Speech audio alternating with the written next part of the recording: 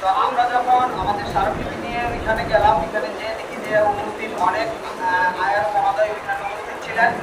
তো আইজিআর মহোদয় যেহেতু নতুন এসেছেন, উনি সব কিছু সম্পর্কে অবগত না থাকার কারণে ওখানে আয়ার ও সারা ছিলেন, ওনারা অনেক প্রশ্নের উত্তর ওনারা দিয়ে দিয়েছেন। তো আমাদের সেইখানে দাবি দেওয়ার ওইগুলি পেশ করেছি।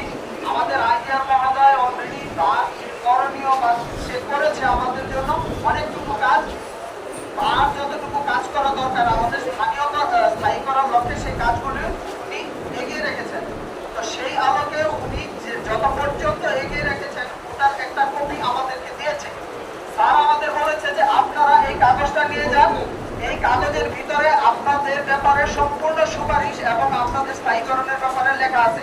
তো এর ভিতরে যদি আমার কোনো জায়গায় কোনো কমতি থাকে বা আপনাদের আরো যদি কোনো দাবি দেওয়া থাকে